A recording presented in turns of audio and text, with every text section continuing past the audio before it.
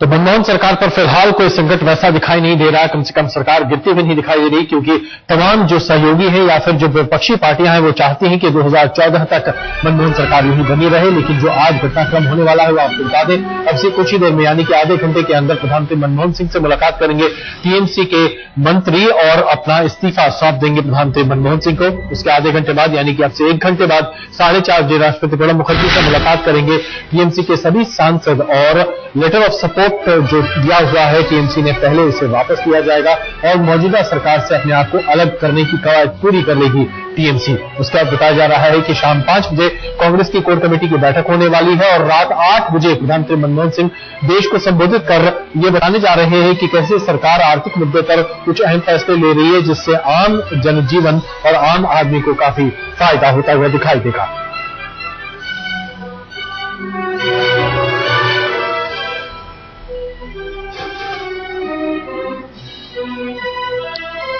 और आज की घटनाक्रम पर लगातार बात कर रहे हैं और हमारे साथ हमारे कई सहयोगी मौजूद हैं। आइए हम आपको दिखाएं, हमारे साथ मौजूद हमारे तमाम सहयोगी बालकृष्ण प्रधानमंत्री निवास पर खड़े हैं, साहिल जोशी मुंबई से हमारे साथ हैं, विजय चौक पर मौजूद हैं संदीप सोलवरकर और तृणमूल कांग्रेस के दफ्तर के बाहर मौजूद हैं रीमा पराशर। रीमा, सबसे पहले हम आपसे समझना चाहेंगे, तृणमूल कांग्रेस में दरअसल आज हलचल जबरदस्त होगी, लेकिन क्या वहां उत्साह है या इस बात का अफसोस है कि सरकार से अब हट रही है तृणमूल कांग्रेस?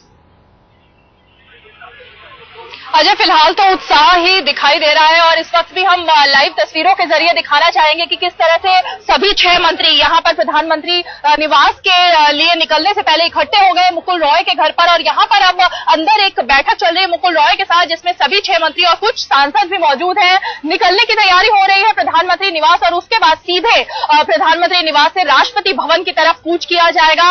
एक और बात बता दें कि आज रात को ही ये सभी मंत्री और सांसद जो दिल्ली में आए हुए हैं कोलकाता वापस चले जाएंगे और उसके बाद ममता बनर्जी से मिलकर आज ही एक बैठक रखी गई है जिसमें भावी रणनीति पर चर्चा होगी। तो कहीं ना कहीं उत्साह दिखाई दे रहा है और इस बात का उत्साह चेहरे पर दिखाई दे रहा है तृणमूल कांग्रेस के कि आने वाले दिनों में पंचायत चुनाव जब होने वाले हैं तो उसमें किस तरह से अब जनता के बीच जाएंगे और अब वो गड़े मुर्दे भी उखाड़ने लगे हैं, उन मुद्दों को भी उठाने लगे हैं जो अब तक तृणमूल कांग्रेस के निशाने पर है, लेकिन समर्थन वापस नहीं लिया गया था जिन मुद्दों पर, चाहे वो महंगाई का मुद्दा हो या फिर कि 2G का मसला हो। बिल्कुल बालकृष्ण, आप जरा हमें यह समझाने की कोशिश करें कि प्रधानमंत्री मनमोहन सिंह आज रात में राष्ट्र को संबोधित कर रहे हैं, लेकिन इससे पहले कांग्रेस की कोर कमेटी की बैठक भी है। क्या आज शाम 5 बजे कांग्रेस की कोर कमेटी की बैठक में प्रधानमंत्री मनमोहन सिंह खुद शामिल होंगे? और अगर ऐसा है तो प्रधानमंत्री कार्यालय में दरअसल अभी क्या चल रहा होगा? देखिए, दोनों मुद्दों पर चर्चा होगी। प्रधानमंत्री उस कोर कमेटी की जो बैठक है उसमें शामिल होंगे। 2 बातें होंगी। पहले आप जो कैबिनेट रिशफल का मामला था वो पहले से चल रहा था, पहले से उसको लेकर चर्चा थी, लेकिन अब उसमें 6 और सीटें जुड़ जाएंगी। सबसे बड़ी बात यह है कि रेल मंत्रालय अब वो खाली हो रहा है और प्रधानमंत्री जरूर चाहेंगे कि रेल मंत्रालय या तो रेल मंत्रालय किसी ऐसे आदमी को दिया जाए जो उसमें तेजी से काम कर सके। रेल मंत्रालय के कामकाज को लेकर प्रधानमंत्री को शिकायत थी, कांग्रेस खुश नहीं थी कि जिस तरह से तृणमूल कांग्रेस रेल मंत्रालय को चला रही है, जिस तरह से जब किराया बढ़ाने की कोशिश की गई थी तो वो अपने ही मंत्री का इस्तीफा ले लिया था ममता बनर्जी ने। तो आज इसकी चर्चा होगी कि जब कैबिनेट रिशफल हो रहा है तो इन सीटों पर भी चर्चा होगी और उसके अलावा जो आगे आने वाले दिनों में बड़े फैसले लेने वाली है सरकार इकोनॉमिक फ्रंट पर, उसके बारे में भी चर्चा होगी। बिल्कुल साहिल, हम आपसे समझना चाहेंगे, महाराष्ट्र की राजनीति में दरअसल उबाल आता हुआ दिखाई दे रहा है। शिवसेना ये कह रही है कि मध्यवर्ती चुनाव अभी फिलहाल नहीं होने चाहिए। एनसीपी एक तरह से अपने फायदे के लिए कुछ और नेगोशिएशंस करती हुई दिखाई देगी, दमखम दिखा रही है, आंखें तरेरने की कोशिश कर रही है। क्या इसका असर महाराष्ट्र में साझा सरकार पर भी पड़ सकता है?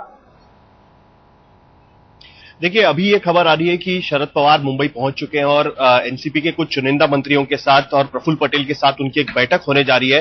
करीब 7 से 8 मंत्री इस बैठक में मौजूद होंगे और जाहिर सी बात है कि एनसीपी की आगे की रणनीति क्या होगी।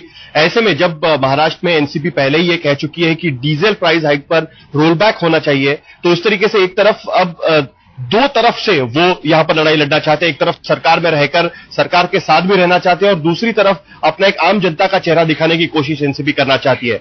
दूसरी तरफ सबसे अहम बात यह है, जो अभी बालकृष्ण कह रहे थे, कि जो पोर्टफोलियोज खाली होने जा रहे हैं, ऐसे में ये पोर्टफोलियोज घटक दलों के पास जाने चाहिए या फिर कांग्रेस उसको अपनी तरफ रख सकती है, जो खाली होने वाले पोर्टफोलियोज है उसको लेकर भी एनसीपी का रुख अभी तक साफ नहीं है। इससे पहले हमने देखा था कि 3-4 महीने पहले शरद पवार ने कहा था कि घटक दलों को कहीं ना कहीं ज्यादा अहमियत नहीं दी जाती और घटक दलों से विचार विमर्श नहीं किया जाता। एनसीपी का कल भी यही कहना था कि जब डीजल प्राइस हाइक हुई तब किसी भी तरीके से घटक दलों से चर्चा नहीं की गई थी। और आज इस पर अब शरद पवार अगर बात करते हैं तो क्या बात करते हैं ये भी देखना होगा।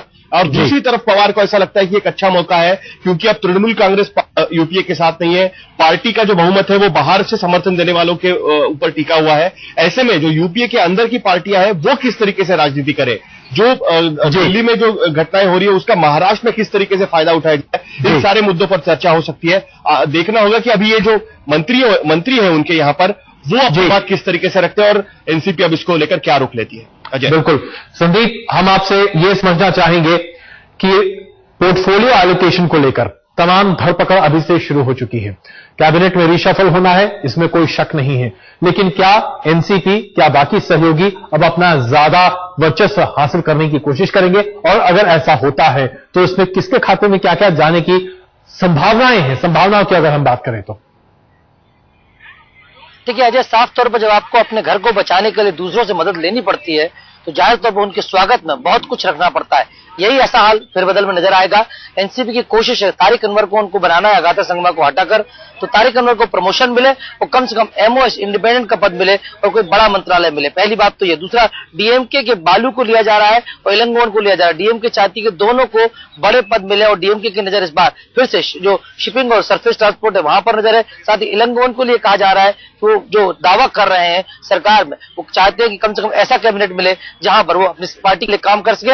उनके पास कपड़ा मंत्रालय की दोबारा मांग हो रही है जो डीएमके के पास था जाहिर तौर पर। लेकिन यदि लालू और मुलायम को शामिल किया है तो लालू यादव चाहेंगे कि रेल मंत्रालय मिले और मुलायम सिंह चाहेंगे कम से कम संचार मंत्रालय उनको मिले जो भी कपिल सिब्बल के पास है। दबाव लालू पासवान भी चाहते हैं क्योंकि 2014 में कांग्रेस की मदद करेंगे। कांग्रेस के अंदर भी तमाम मंत्री जो है अपनी जुगाड़ लगाने में लगे।